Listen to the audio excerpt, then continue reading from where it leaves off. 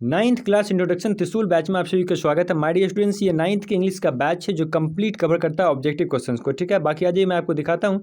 ये all objective questions इसमें आपको देखने को मिलेंगे इस बैच में, लेकिन चैप्टर वाइज मिलने वाले हैं, जिसमें हमने फर्स्ट चैप्टर पहले ही कंप्लीट कर लिया है और आज हम टेक्निकल रूप से दूसरा चैप्टर शुरू कर रहे हैं। ठीक है, इसके तमाम ऑब्जेक्टिव क्वेश्चन को देखेंगे। ऑल इंपॉर्टेंट सवाल जो भी इंपॉर्टेंट बनता है इस चैप्टर से, जो भी इंपॉर्टेंट ऑब्जेक्टिव है, हम सब देखने वाले। ठीक है, बाकी चैप्टर का नाम ऑन हिज ब्लाइंडनेस है। आज ये मैं आपको दिखा देता हूँ दूसरा चैप्टर का जो भी बनता है इन्फॉर्मेशन। बाकी इसको तो आपने पहले से देख कर रखा है कि त्रिशूल तांडव नाम से बैच है जो बिहार बोर्ड का कंप्लीट फ्री बैच रहने वाला, आपने पहले से पढ़ा है। आ जाइए मैं आपको आगे दिखाता हूँ। ये जो रहने वाला है आपका कंप्लीट नाइन्थ इंग्लिश का दूसरा चैप्टर है। दूसरा चैप्टर रहने वाला है on his blindness. Objective questions आपको मिलने वाला है इसमें, और सबसे महत्वपूर्ण बात, एग्जाम से पहले तो आपको पढ़ के जाना ही जाना है, और ये आपकी इंग्लिश का बुक है। ठीक है, अब आइए सीधे आपको लिए चलता हूँ अपने स्क्रीन पैनल पे। ये आपका पहला क्वेश्चन है कि the poet of on his blindness is, on his blindness के कवि महाशय कौन है। तो कुल मिला के आपको याद होगा, माइंड मैप से तो आप लोगों ने याद किया ही होगा कि दूसरा चैप्टर के कवि कौन है। दूसरा चैप्टर के कवि जॉन मिल्टन साहब रहने वाले। ठीक है, बाकी आप लोगों ने जॉन कीट्स और अर्जुन देव चरण ऑप्शन को पहले ही कट कर दिया है, और डी नंबर भी होने से रहा। एपीजे अब्दुल कलाम इसके राइटर साहब नहीं है, जॉन मिल्टन इसका सही आंसर रहने वाला है। बाकी आप लोगों ने ध्यान दिया, और आपको सीधे लिए चलता हूँ दूसरे सवाल की ओर। देखिएगा, आंसर करने के लिए तैयार रहिए, आंसर भी आप लोग मिला लीजिएगा। ये सही है, सी नंबर ना। देख लो, दूसरा सवाल आपके सामने आ चुका है। A man should be absolutely, कुल मिला के ये कहना ये चाह रहे कि एक आदमी को कैसा होना चाहिए था या कैसा होना चाहिए, ये बताइए। एक आदमी को गुरुजी क्रूएल होना चाहिए, निर्दयी होना चाहिए, बिल्कुल नहीं। सॉफ्ट होना चाहिए, स्ट्रांग होना चाहिए, या फिर मर्सीफुल होना चाहिए। दयालु होना चाहिए या दयावान होना चाहिए। सबने कहा गुरुजी ये दयावान होना चाहिए ना, तो डी नंबर में जो मर्सीफुल है ये आंसर रहने वाला है कि दयावान होना चाहिए, दयालु होना चाहिए। कुल मिला के डी नंबर लगेगा। स्ट्रांग, सॉफ्ट और क्रूएल इलॉजिकल ऑप्शन हो गया, गलत हो गया। बाकी देख लीजिए, दूसरा तो आप लोगों ने देखा। तीसरा सवाल मैं आपको दिखाने का काम करता हूँ। तीसरा सवाल है, लेट अस प्रे टू, कहता है कि आ जाओ मैं प्रार्थना करें। किनसे प्रार्थना करिएगा भाई? प्रार्थना किनसे किया जाता है? गॉडेस, गॉड, प्राइम मिनिस्टर या फिर प्रेसिडेंट?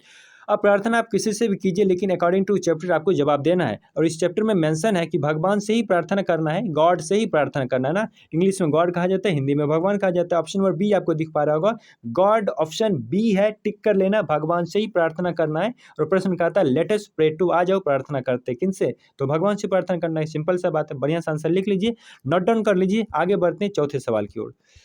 मुन्ना, चौथा सवाल आपके सामने आ रहा है कि गॉड नीड्स प्योर, कहते हैं कि भगवान को पूर्णतः जरूरी है किस चीज़ का? गुरुजी हार्ट का, सोल का, कॉन्शियस का, मेन का।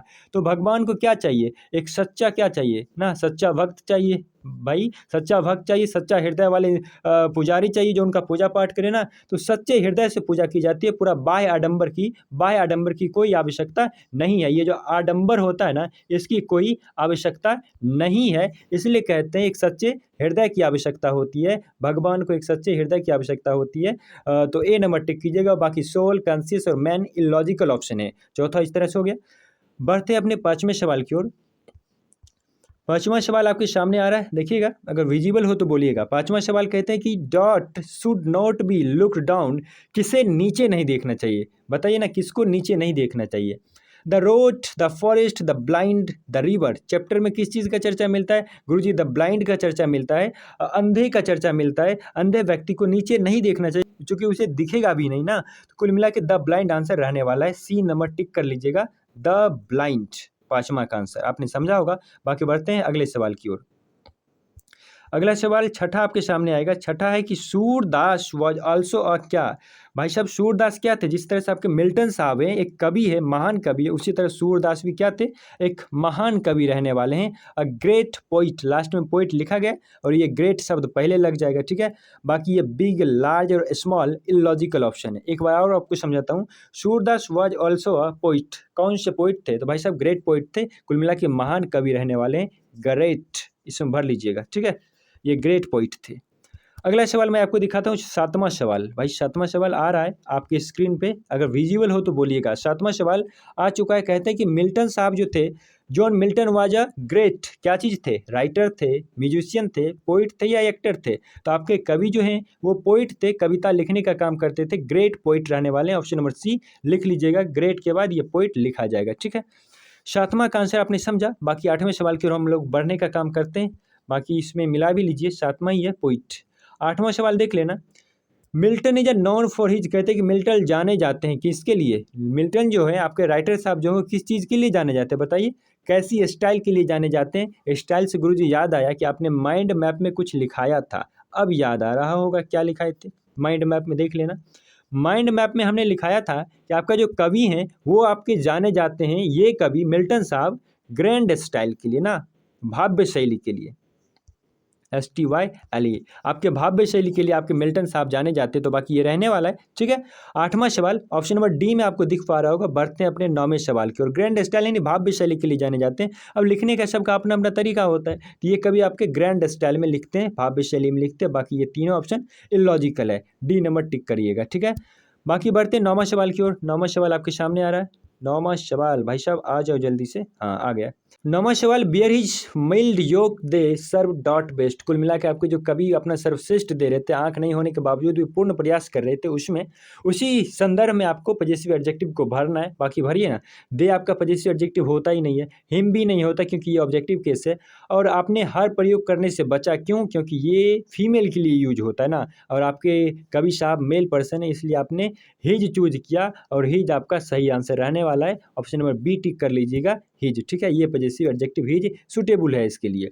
बाकी 10वां सवाल आ जाइए, मैं आपको दिखाता हूँ। 10वां सवाल आपके स्क्रीन पे आ रहा है, आप लोग भी तैयार हो जाओ आंसर करने के लिए। कहते हैं कि doth God exact deliver light क्या होगा। बाकी देखना, ये आपके सीधे किताब की पंक्ति से उठाया है, अगर आपने पढ़ा होगा तो मिल जाएगा सीधे। कुछ मुन्ना तो जवाब दे भी दिए हैं, गुरुजी डिनाइड होने वाला है ना, लेकिन समझने के लिए समझ लो। कहते कि आप भगवान लोगों से दिन रात काम कराना पसंद करते, पूरा एकदम भर दिन काम कराना पसंद करते, ऐसा है तो नहीं है। बाद में डिनाइड किया जाता है, इनकार किया जाता है, कभी इस बात से बाद में इनकार करते नहीं। भगवान कभी भी ऐसा नहीं चाहते कि लोगों से काम करें, ये आपका मर्जी है, ये आपका कर्म क्षेत्र है, आप काम करो या ना करो, दिस इज योर डिसीजन। इसलिए कभी शुरू में तो ऐसा कहते हैं कि भगवान क्या कहते हैं, हमेशा काम कराना चाहते हैं, लेकिन बाद में क्या करते हैं, डिनाइड करते हैं इस बात से, इसलिए ऑप्शन नंबर बी होगा सही। बाकी बढ़ते हैं अपने अगले सवाल की ओर। 11वां सवाल है, John Milton was a well known Puritan poet of the dot century. अच्छा ये बताओ इसका जवाब तुम लोग कहाँ से दे सकते हो, फिर याद दिलाना चाहूँगा एक बार और आप लोगों को माइंड मैप ना, माइंड मैप एक बार और आपको याद दिलाना चाहूँगा। 17वीं शताब्दी के ये जाने माने कवि थे। कुल मिला के सवाल ये था कि मिल्टन साहब जो हैं, आपके जॉन मिल्टन जो हैं, ये किस शताब्दी के कवि माने जाते हैं, किस शताब्दी के माने जाते हैं जाने माने कवि, तो भाई साहब ये 17वीं शताब्दी के कवि माने जाते हैं, याद कर लेना अच्छा से। बढ़ते हैं अगले सवाल की ओर। कहते हैं कि Milton was a great, John Milton क्या थे भाई बता दो। ये क्वेश्चन लगभग रिपीट किया है ना, हाँ ये क्वेश्चन लगभग रिपीट कर गया है। बाकी देख लीजिएगा, ये एक महान कवि थे ना, ऑप्शन नंबर बी देख लीजिएगा। बढ़ते हैं अगले सवाल की ओर। 13वां सवाल आपके सामने आया है। कहते हैं कि on his blindness deals with poets, on his blindness deals with poets, कुल मिला के जो चैप्टर है ना ऑन हिज ब्लाइंडनेस, ये आपके कवि के किस स्थिति को दर्शाता है, तो उनके मानसिक दशा को दर्शाता है, मेंटल कंडीशन को दर्शाता है गुरुजी, ठीक है। ये सफरिंग दो एंड ये फिलॉसफी ऐसा कुछ भी नहीं है, ये आपका मेंटल कंडीशन, और हिंदी में क्या कहते हैं गुरुजी, हिंदी में कहते हैं मानसिक दशा ना, मानसिक दशा को दर्शाता है। मानसिक दशा ही ना लिखते हैं, इसी तरह लिखते हैं, मानसिक दशा को दर्शाता है, ठीक है। बाकी देख लेना, मेंटल कंडीशन इंग्लिश में बढ़िया है, मेंटल कंडीशन इसी चीज़ को दिखाया जाता है इस चैप्टर में। आ जाइए 14 नंबर सवाल देखिएगा। कहते हैं कि the concluding 6 lines of the poems are called, 6 line वाली पंक्ति वाली कविताओं को हम क्या कहते हैं गुरुजी, क्या कहते हैं मुन्ना बता दो। ये सस्टेट कहते हैं, हमें याद है, कैसे आप लोग को याद है, हमें भी पता है कि आप लोगों ने माइंड मैप को रिवाइज किया है, इसलिए आपको पता है कि सस्टेट इसका आंसर रहने वाला है। 6 लाइन की कविताओं को सस्टेट कहा जाता है। बाकी बढ़ते हैं आगे 15 नंबर सवाल भाई साहब आपके सामने आ रहा है। 15वां सवाल देख लीजिएगा।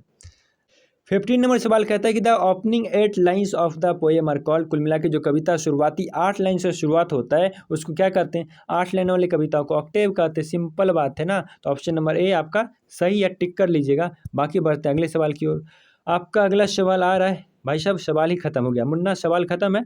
तो इसका मतलब क्या, इसका मतलब गुरुजी ये है कि आज हमने दूसरा चैप्टर का कंप्लीट इंपॉर्टेंट सवाल जो भी बनता था हमने वो देखने का काम किया, और चैप्टर ख़त्म हो चुका है। तो आपका काम क्या हुआ, आपका काम सिंपल सा ये है, HW नोट कर लेना कि अभी कॉपी में नोट डाउन करना है और जब सुबह क्लास आएंगे तो उसको चेक जरूर कराना ना। HW यही लिख लो कि ये बढ़िया से कॉपी में लिख के आ जाना और सुबह ऑफलाइन क्लास में चेक करा देना, बढ़िया से साइन कर देंगे।